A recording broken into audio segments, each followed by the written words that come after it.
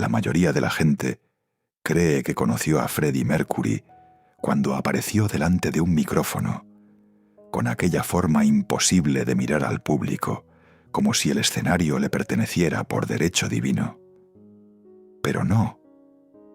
El mundo conoció a Freddie cuando ya estaba construido, cuando ya era un relámpago vestido de hombre, cuando ya dominaba el gesto, la pausa, el exceso, el descaro, la elegancia y la provocación. Yo no.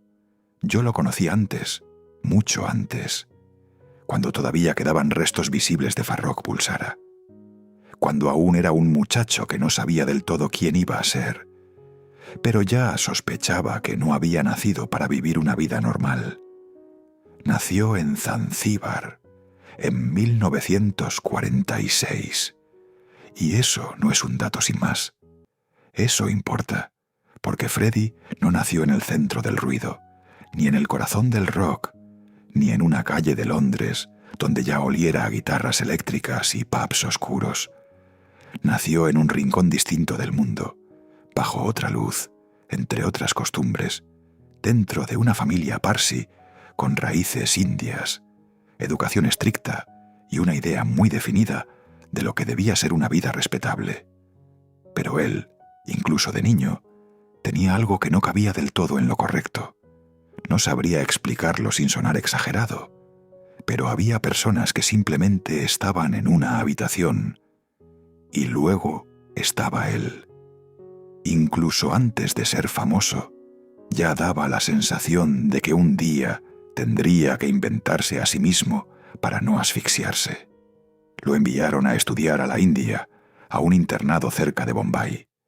Allí empezó a asomar el otro. Allí aprendió piano. Allí empezó a cantar. Allí empezó a descubrir que dentro de él no solo había sensibilidad, también había hambre. Y el hambre es una cosa seria cuando se mezcla con talento. Porque el talento puede dormirse. El hambre no. Él observaba mucho, más de lo que hablaba a veces. Miraba cómo se comportaba la gente, cómo presumía, cómo disimulaba, cómo se humillaba por encajar, cómo mentía para parecer más importante, y todo eso se le iba quedando dentro. Luego, años más tarde, lo devolvía convertido en gesto, en melodía o en una forma de entrar en un escenario que dejaba a la gente sin aire. Después llegó el golpe de la historia, la revolución en Zanzíbar, la inestabilidad, el miedo, y la familia tuvo que marcharse a Inglaterra. Salir de allí no fue un viaje poético, fue una sacudida, fue el desarraigo, fue plantarse en otro país con la sensación de haber dejado atrás una parte del alma sin saber todavía con qué rellenarla. Eso lo marcó mucho más de lo que él admitía, porque Freddie, debajo del personaje, siempre arrastró una herida muy antigua, la de no sentirse completamente de ningún sitio, ni de allí ni de aquí, ni del todo aceptado, ni del todo vencido. Y cuando alguien vive con esa grieta, a veces desarrolla una necesidad feroz de conquistar el lugar que no le dieron de forma natural. En Inglaterra estudió arte gráfico, y ahí empezó otra parte fundamental de la historia, porque Freddie no quería solo cantar, quería construir un universo. Le importaban las portadas, los símbolos, la estética, el impacto visual, el nombre correcto, la pose precisa, la impresión que una imagen dejaba en la cabeza de alguien, incluso antes de oír una sola nota. Ya entendía, siendo joven, algo que muchos artistas tardan años en descubrir. No basta con tener talento, hay que saber convertirlo en presencia. Y él estaba decidido a no pasar desapercibido jamás. Lo conocí en esos años londinenses, en los que todavía no era una figura, pero ya era una promesa peligrosa. Llevaba dentro una mezcla muy rara de timidez y arrogancia. Podía parecer inseguro durante 5 minutos y, al sexto, hablarte de su futuro, como si lo hubiera visto escrito en una pared que solo él podía leer. Tenía los dientes que tanto le acomplejaban, una melena salvaje, un gusto por el detalle casi obsesivo y una voz que aún no había tomado posesión del mundo, pero ya imponía respeto. No hacía falta que se subiera a un escenario para notarlo. Bastaba una conversación larga. Bastaba verlo irritarse. Bastaba escucharlo hablar de música con esa intensidad de quien no quiere participar en la fiesta, sino organizarla. Trabajó, sobrevivió, hizo cosas normales, como hace todo el mundo antes de que la leyenda se los coma. Vendía ropa en Kensington con Roger Taylor, se movía entre estudiantes, músicos, soñadores y perdidos. Pero hasta en esos días sin glamour estaba entrenando algo. Probaba su imagen, experimentaba, aprendía cómo reacciona la gente ante una presencia singular. Todo en él era un laboratorio. Incluso cuando parecía improvisar, estaba construyendo. Y luego estaba Mary Austin. Conviene decirlo bien, porque hay historias que se vulgarizan a fuerza de resumirlas. Mary no fue una anécdota en su vida. No fue una ex cualquiera. Mary fue uno de los pocos lugares donde Freddie podía descansar de sí mismo. La conoció cuando ella trabajaba en Viva, y entre ellos ocurrió algo que iba mucho más allá del romance habitual de juventud. Se quisieron de verdad, y aunque la vida los llevaría a otro tipo de vínculo, Mary siguió siendo durante siempre una presencia esencial. Lo conoció antes del trueno, antes del teatro, antes de la armadura completa, y eso crea una intimidad que casi nadie más puede reclamar. Freddie todavía no era Freddie del todo, pero ya estaba cerca del bautismo. Farrokh Bulsara empezaba a quedarse pequeño para lo que quería llegar a ser. Y entonces apareció el nombre, Freddie Mercury. No fue un simple cambio artístico, fue una declaración de intenciones. Mercury sonaba a velocidad, a veneno, a dios mensajero, a brillo líquido. Sonaba a alguien que no venía a pedir permiso. Él se estaba reinventando ante nuestros ojos. Se estaba regalando a sí mismo una identidad capaz de sostener la magnitud de su ambición. Y si aquello ya era audaz, el nombre de la banda fue directamente una provocación calculada. Queen, reina, realeza, ambigüedad, poder, teatralidad. Un nombre que podía incomodar a unos y fascinar a otros. Y claro que eso le gustaba. Freddie tenía una intuición natural para todo lo que generaba magnetismo. Sabía que el impacto no nace de lo correcto, nace de lo inolvidable. Cuando empezó a acercarse de verdad a Brian May y Roger Taylor, ellos ya tenían un grupo llamado Smile. Pero Freddie no se acercó como un simple admirador. Se acercó como alguien que ya había entendido el potencial de aquello y no estaba dispuesto a quedarse fuera. Opinaba, proponía, empujaba, visualizaba. Algunos lo habrían llamado insolente. Yo lo llamo visionario. Él no veía una banda prometedora, veía una posibilidad de inmortalidad. Recuerdo bien esa época porque todo estaba todavía por definirse. Y, al mismo tiempo, ya se sentía inevitable. Había ensayos, había dudas, había hambre, había noches donde el futuro parecía una fantasía demasiado grande para gente con tan poco en el bolsillo. Pero Freddie hablaba como si el mañana le perteneciera. No era ingenuidad, era convicción. Una convicción tan feroz que a veces hasta molestaba. Claro que tenía inseguridades muchísimas. Odiaba sus dientes. Dudaba de sí mismo más de lo que luego quiso admitir. Le aterraba no encajar. Le aterraba mostrar ciertas partes de su deseo, de su identidad, de su confusión. Pero ahí estaba la semilla de todo. Porque Freddie aprendió pronto a hacer algo extraordinario, convertir la inseguridad en estilo, transformar el defecto en firma, convertir la extrañeza en magnetismo.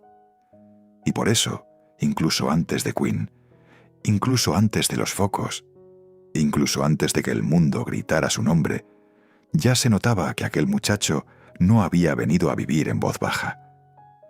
Había venido a incendiar algo. Quizá el escenario, quizá la música, quizá su propia vida. Y aún no había empezado lo verdaderamente grande. Cuando Freddie entró de verdad en aquella banda, no se limitó a ocupar un puesto. Lo que hizo fue empujar una puerta y convertir un grupo con potencial en una criatura con hambre de eternidad. Eso fue Queen desde muy pronto. Una decisión de no ser modestos, de no sonar pequeños, de no comportarse como otra banda británica más. Brian aportaba una guitarra inconfundible, noble y épica. Roger tenía nervio, filo, empuje. John Deacon, que llegaría después, poseía esa inteligencia silenciosa que sostiene grandes construcciones sin reclamar el foco. Y en medio de ellos estaba Freddie, que no quería formar parte de algo correcto, quería formar parte de algo inmenso. Desde el principio insistió en una idea muy clara. Había que romper las costuras. El rock podía mezclarse con la ópera, con el teatro, con la sensualidad, con el descaro, con la pompa, con la vulnerabilidad y con la fuerza bruta. Nada estaba prohibido si emocionaba. Nada sobraba si agrandaba la experiencia. Freddie odiaba lo previsible. Le parecía el refugio de los cobardes. Por eso Queen empezó a construirse desde la exageración bien entendida. No la exageración vacía, sino la que nace de una ambición artística sin complejo alguno. Yo estuve cerca en aquellos primeros tiempos. Todavía se les podía ver frustrados después de un mal concierto. Todavía había noches en que el público no entendía del todo lo que hacían. Y eso era desesperante, porque ellos sabían que estaban persiguiendo algo grande, pero aún no habían logrado convertirlo en una evidencia. Freddie se enfadaba mucho cuando una actuación no salía como quería, pero nunca reaccionaba rebajando el objetivo. Al contrario, si algo iba mal, su respuesta era casi siempre la misma. Entonces habrá que ser todavía más grandes, más llamativos, más precisos, más inolvidables.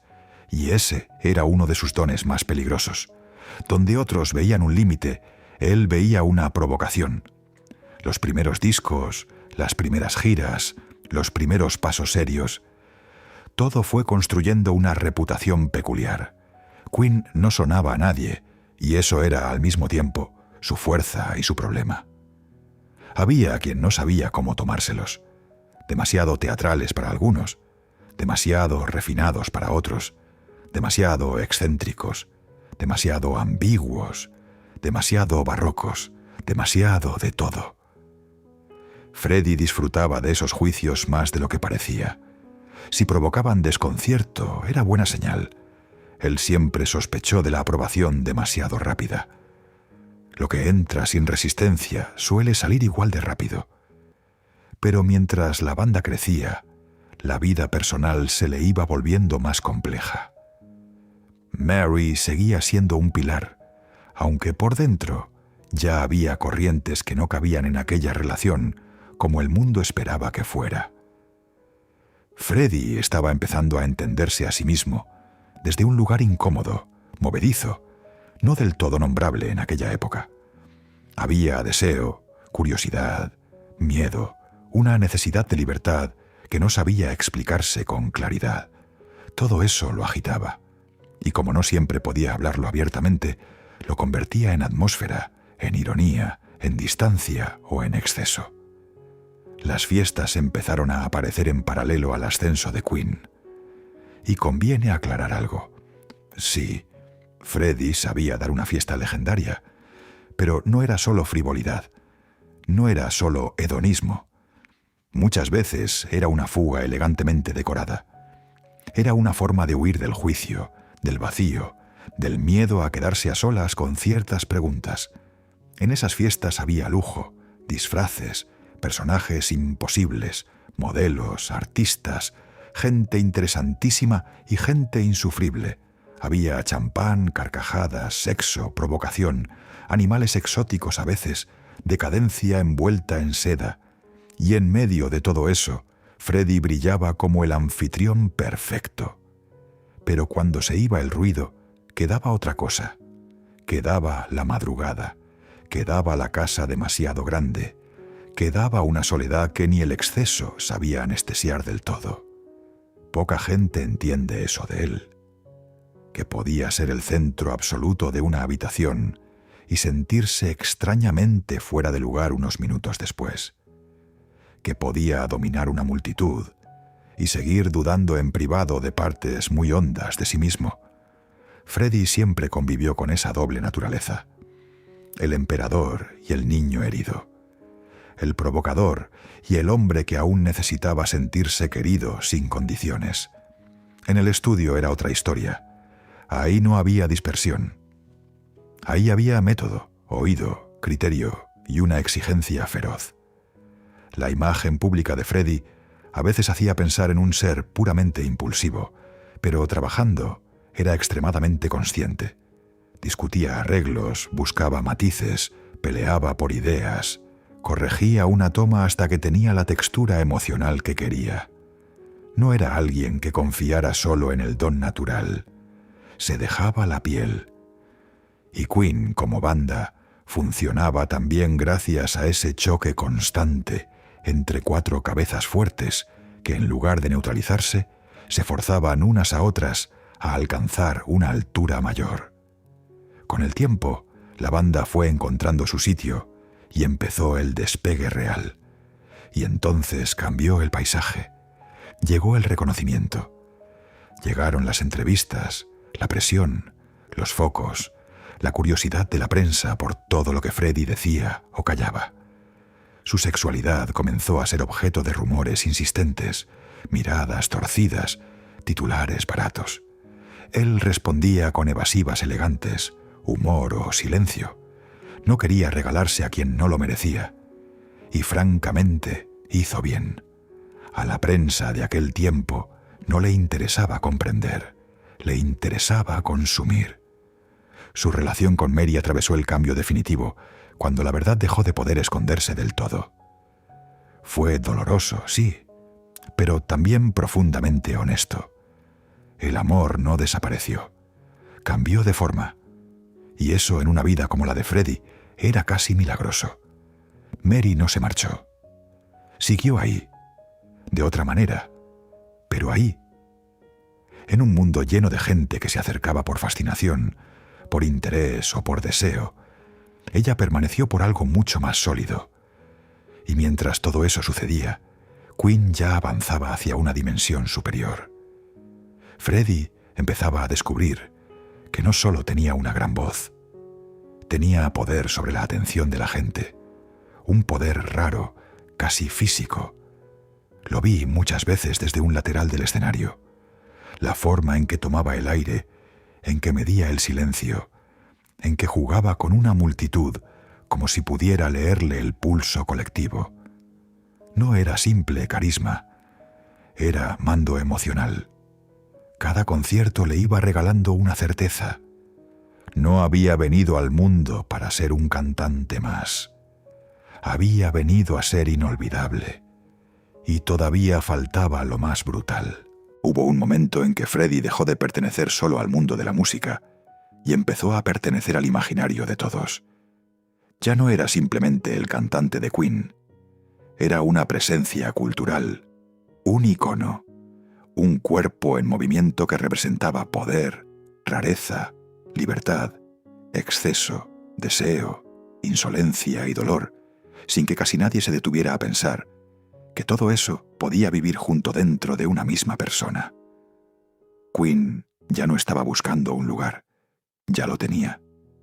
Y desde ahí empezaron a construir algo mucho más peligroso, la permanencia. Las canciones crecían en ambición, en escala y en impacto. La banda era capaz de pasar de la grandilocuencia casi operística a la sensualidad más descarada sin perder identidad. Eso era rarísimo.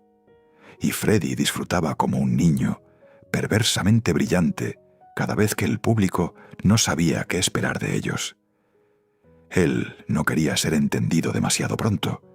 Quería que el desconcierto formara parte del viaje. Por esos años, yo entré con más frecuencia en ese otro mundo suyo, el que no salía completo en las fotos. Las fiestas privadas, las cenas extrañas, los amaneceres después del exceso, las conversaciones largas cuando ya se había ido casi todo el mundo. Allí era donde aparecía el verdadero termómetro de Freddie. Porque sí, organizaba noches escandalosas. Sí, amaba el lujo, la teatralidad, la puesta en escena incluso fuera del escenario. Sí, sabía ser el anfitrión más magnético de Londres, pero también es verdad que muchas veces aquello era un teatro defensivo, una forma de mantener al vacío entretenido. En una de aquellas fiestas apareció vestido de una manera tan escandalosamente segura de sí misma que medio salón no sabía si admirarlo o apartar la vista. Eso le fascinaba. Obligar a la gente a reajustar su concepto de lo aceptable. Lo hacía en el escenario, en una entrevista y hasta entrando en su propio comedor. Pero detrás de esa audacia, seguía viviendo alguien que quería decidir por sí mismo cómo ser mirado. Y eso marca una diferencia enorme. Freddie no provocaba por capricho. Provocaba porque prefería controlar el desconcierto ajeno antes que someterse a él. Y luego llegaban las mañanas. Las mañanas eran otra historia. Gafas oscuras, silencio, un té, un comentario seco, un gesto de agotamiento, una casa demasiado quieta después de tantas risas. Ahí se veía el precio del personaje. Porque a veces ser Freddie Mercury no debía de ser una fiesta, debía de ser una ocupación a jornada completa. En esos años su vida sentimental y sexual fue una mezcla de libertad y desorden. Hubo amantes, huidas, conexiones intensas y otras puramente circunstanciales. Hubo deseo sincero y hubo también elecciones torpes, como le pasa a todo el mundo cuando la soledad aprieta. La diferencia es que la soledad de un hombre famoso no se parece a la del resto. Está rodeada de gente, pero no necesariamente acompañada por nadie. Mary seguía en su sitio único, imposible de reemplazar. Y eso dice mucho, porque mientras otras personas orbitaban, ella permanecía. Freddie confiaba en Mary de una manera casi sagrada, no como refugio cómodo, sino como verdad, una de las pocas verdades estables en una vida saturada de brillo artificial.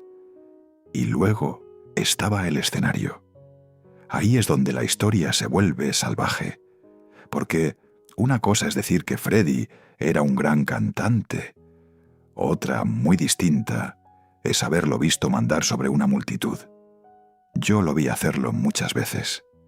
Lo vi salir con una camiseta blanca, un gesto de medio desafío, medio invitación, y convertir un estadio en una sola respiración colectiva.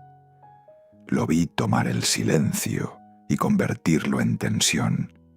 Lo vi lanzar una nota y sentir que miles de personas dejaban de ser individuos para convertirse en una sola criatura pendiente de su mano. Eso no era normal.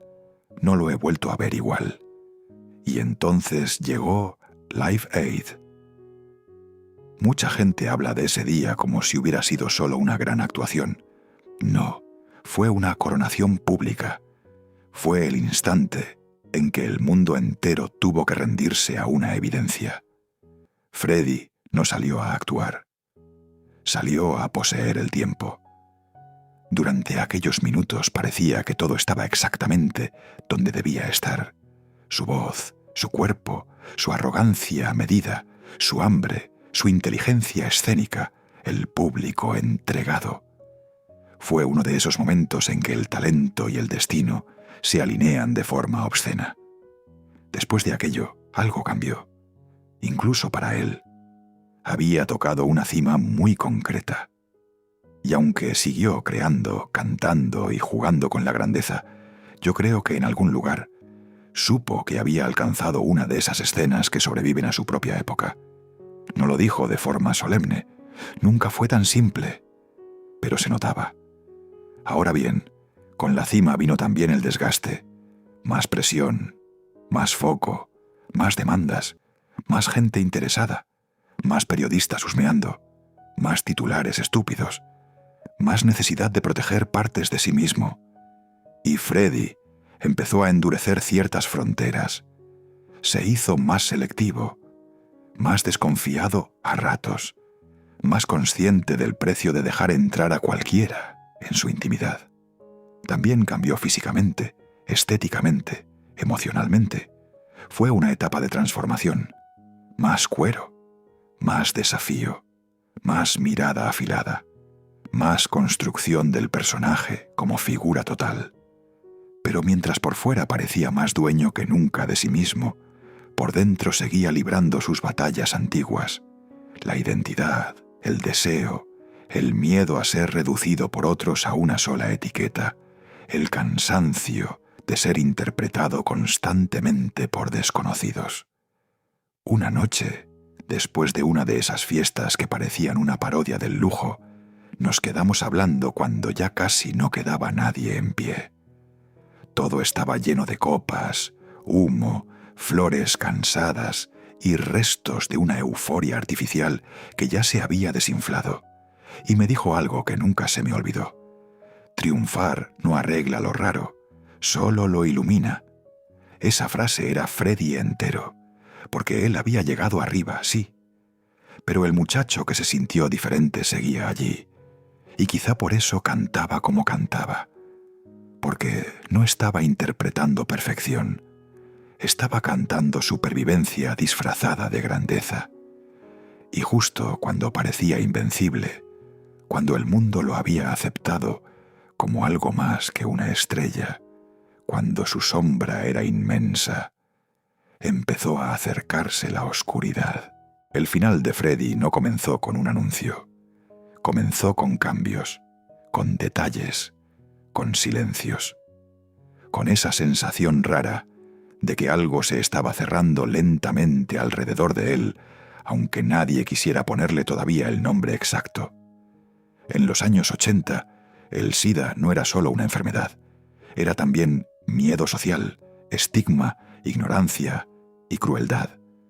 Era una condena rodeada de morbo, y Freddie lo sabía perfectamente. Por eso eligió el silencio durante tanto tiempo, no por cobardía, como algunos insinuaron después, por control, por dignidad, por supervivencia emocional. Primero fueron señales pequeñas, cansancio, cambios físicos, más necesidad de retirarse, menos ganas de ciertas exposiciones públicas, menos paciencia para el ruido vacío, más refugio, más intimidad. Él seguía teniendo momentos de una ironía salvaje, seguía soltando frases brillantes, seguía dominando una cena si le apetecía, pero debajo de todo eso empezaba a instalarse otra gravedad. Y entonces apareció Jim Houghton como una de las presencias más importantes de sus últimos años. Lo de Jim fue distinto. No llegó a la vida de Freddie como un devoto, dispuesto a rendirse ante el mito. Llegó con una normalidad sólida, con una forma de estar que no se dejaba impresionar demasiado por la leyenda. Eso, para Freddie, fue valiosísimo, porque había pasado demasiado tiempo rodeado de gente fascinada por la superficie. Jim le ofrecía algo más simple y más difícil de encontrar: realidad. Con Jim, con Mary y con un círculo cada vez más reducido, Freddie fue construyendo una especie de fortaleza afectiva alrededor de sí mismo. Garden Lodge, su casa de Kensington, dejó de ser solo una mansión hermosa y se convirtió en refugio. Allí controlaba el espacio, la estética, la intimidad. Allí podía decidir quién entraba y quién no. Y cuando el cuerpo empieza a fallar, decidir pequeñas cosas puede ser lo más parecido al poder que queda. lo admirable, lo verdaderamente admirable, es que no dejó de trabajar. Mientras el mundo especulaba, mientras la prensa husmeaba, mientras el deterioro avanzaba, Freddie siguió grabando. Y grabar en esa etapa ya no era simplemente hacer música, era resistir, era dejar testimonio, era decirle al tiempo, todavía no, aún no, todavía me queda voz. Yo lo vi llegar al estudio, ya muy cansado algunas veces, más delgado, más frágil, con el cuerpo diciendo una cosa y la voluntad diciendo otra muy distinta. Y entonces se ponía delante del micrófono y parecía convocar una reserva imposible. Era una de las imágenes más duras y más hermosas que vi en mi vida. El cuerpo retrocedía, la voz peleaba. Queen, en esos años, ya no estaba solo grabando discos. Estaba acompañando a un amigo que sabía que el tiempo se estrechaba. Brian, Roger y John entendieron que aquellas sesiones tenían algo sagrado. No era la rutina de un grupo exitoso. Era un acto de amor, de respeto y de resistencia. Por eso hay en esas canciones finales una verdad distinta. No son solo temas bien hechos. Son documentos emocionales de una despedida que nadie quería formular en voz alta. La prensa, claro, no descansó. Cada fotografía era analizada como si fueran jueces de una decadencia ajena. Cada ausencia pública alimentaba rumores. Cada aparición renovaba la cacería. Y Freddie no les dio el espectáculo que querían. No convirtió su enfermedad en un show mediático. No se sentó a dramatizarse para consumo de nadie. Se protegió. Y para mí hizo lo correcto. Porque bastante tenía ya con vivir su propia batalla, como para además regalarle su intimidad al circo. Hubo dolor, hubo miedo, hubo días malos. No merece romanticismo fácil. Los últimos años no fueron una postal elegante de decadencia noble. Fueron duros, física y emocionalmente duros. Hubo rabia, hubo agotamiento, hubo una conciencia cada vez más clara de que no habría escapatoria. Pero también hubo amor verdadero. Amor de ese que no necesita exhibirse para sostener. Mary siguió estando ahí con una lealtad extraordinaria. Y eso, en la historia de Freddie, pesa muchísimo. Porque él podía rodearse de lujo, de belleza, de admiración y de ruido. Pero cuando las capas empezaron a caer, las personas realmente esenciales quedaron muy claras. Mary era una de ellas, Jim también, y unos pocos más, los de verdad. Recuerdo una conversación de esas que se quedan para siempre. Estaba cansado, pero todavía tenía aquella forma de mirar que parecía atravesar la estupidez humana. Me dijo que no quería que lo redujeran a la enfermedad, que no quería convertirse, después de muerto, en un símbolo triste despojado de todo lo demás. Quería que recordaran la música, el espectáculo, la risa, el descaro, la belleza, la fuerza. Y lo entiendo. Freddie no había vivido para convertirse en una advertencia. Había vivido para convertirse en un estallido.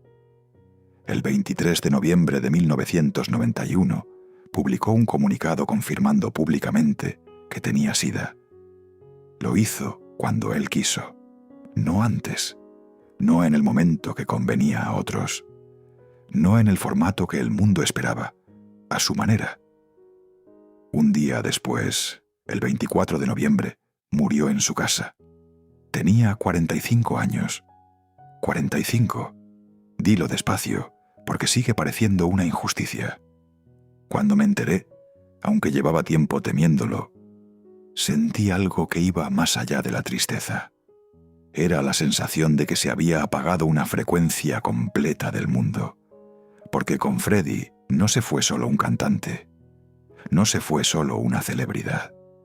Se fue una forma entera de ocupar el espacio, una forma de convertir la vulnerabilidad en poder y el exceso en arte. Una manera de obligar al mundo a mirar sin pedirle perdón por existir de forma distinta. Afuera empezó el duelo público. Adentro quedó la casa, el silencio y los ecos, la ausencia real, la insoportable, esa en la que entiendes que ya nunca más volverá a sonar su voz, llamando desde otra habitación. Y entonces comenzó otra etapa, la de la inmortalidad. Después de su muerte, el mundo hizo lo que suele hacer cuando pierde a alguien irrepetible. Intentó simplificarlo, convertirlo en icono limpio, en símbolo manejable, en frase bonita. Pero Freddie siempre fue demasiado complejo para quedarse quieto dentro de un homenaje cómodo. Incluso muerto, sigue escapándose de las definiciones fáciles. Porque Freddie no fue solo grande, fue contradictorio. Y ahí estuvo gran parte de su verdad. Podía ser vanidoso, exigente, insoportable a ratos, teatral hasta el extremo, y al mismo tiempo profundamente generoso, divertido, sensible, ferozmente leal con los suyos y capaz de una ternura que muy poca gente tuvo el privilegio de ver de cerca. Podía llenar un estadio y sentirse solo al amanecer. Podía organizar una fiesta monstruosa y emocionarse de verdad con un gesto pequeño. Podía morder con una frase y al rato curarte con una mirada o una broma. Era varias personas luchando por convivir dentro del mismo cuerpo, y quizá por eso sigue resultando tan humano a pesar de haberse vuelto leyenda. Los días después de su muerte fueron extraños. Había flores, homenajes, ruido público, declaraciones, lágrimas, prensa. Pero lo verdadero sucedía en los detalles mínimos, en darte cuenta de que ya no volverías a escuchar su risa exacta, en entrar a un lugar donde él había estado y sentir una especie de hueco en la temperatura, en recordar una frase ridícula que solo él sabía decir así. El duelo real nunca ocurre del todo en los grandes gestos. Ocurre en los hábitos que se quedan sin dueño. Yo lo recordaba mucho en escenas privadas, no solo en el escenario, también en una cocina a horas absurdas, en un sofá después de una fiesta inmensa, cuando ya se había ido casi todo el mundo, y solo quedaban el cansancio, el maquillaje vencido del mundo y alguna conversación sincera. Lo recuerdo criticando una lámpara horrorosa, con una mezcla de maldad y elegancia. Lo recuerdo hablando con Mary con una voz distinta, menos blindada. Lo recuerdo obsesionado con un detalle musical, con una textura, con una frase, porque si algo se hacía, tenía que hacerse bien. Lo recuerdo vivo en las esquinas. Y a veces creo que ahí es donde mejor sobrevive. Con el tiempo, nuevas generaciones lo descubrieron, como si acabara de irse ayer. Y eso no les pasa a todos. A muchos artistas lo respeta la historia, a unos pocos lo reanima constantemente. Freddie pertenece a esos pocos. Basta con que un joven escuche su voz por primera vez, vea una actuación suya, descubra su forma de mandar sobre una multitud para que vuelva a ocurrir algo. No hace falta contexto, no hace falta explicación académica. Hay una verdad ahí que sigue funcionando. Muchos músicos han heredado cosas de él, aunque no siempre lo reconozcan del todo. La libertad escénica, la mezcla de fuerza y fragilidad, el permiso para ser excesivo sin pedir disculpas, la idea de que un cantante no solo interpreta canciones, también construye una mitología. Freddie entendió eso como pocos. Y por eso no envejece igual que otros. No era solo un vocalista extraordinario, era un arquitecto de presencia. Y sin embargo, si me preguntas qué fue lo más extraordinario de él, no te hablaría solo de la voz ni del escenario. Te hablaría de su capacidad para convertir sus grietas en una forma de belleza. Porque Freddie no era grande a pesar de sus heridas. Era grande también gracias a ellas. La diferencia, el desarraigo, la inseguridad, la necesidad de ser amado, el miedo a no pertenecer, el deseo de control, el exceso como coraza. Todo eso, en lugar de aplastarlo, terminó alimentando una obra y una presencia que todavía hoy siguen moviendo el aire. Eso sí, tuvo un precio, y conviene decirlo porque la leyenda suele ocultarlo. Convertirse en Freddie Mercury no salió gratis. Costó intimidad, costó paz, costó partes enteras de normalidad. Costó atravesar una época cruel para cualquiera que no encajara en el molde.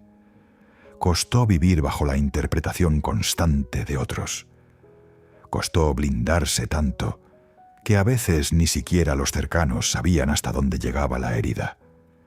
Pero él eligió pagar ese precio antes que vivir en pequeño.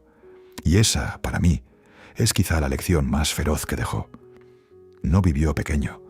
Podía equivocarse, exagerar, huir, encerrarse, perderse en el lujo o en el ruido. Pero nunca eligió empequeñecerse para ser tolerable. Nunca decidió volverse menos brillante para incomodar menos. Nunca pidió perdón por su tamaño artístico. Y eso, en un mundo que está siempre intentando limarle el filo a la gente singular, tiene algo de revolucionario. A veces me preguntan si él sabía que seguiría siendo eterno. Yo creo que intuía algo. Sabía que no había venido a ser pasajero. Lo llevaba dentro con una claridad casi ofensiva.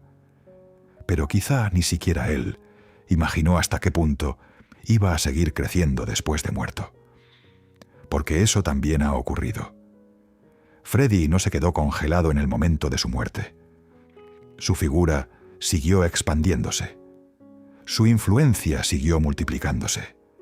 Su mito siguió respirando. Y ahí está el giro final, el más hermoso de todos.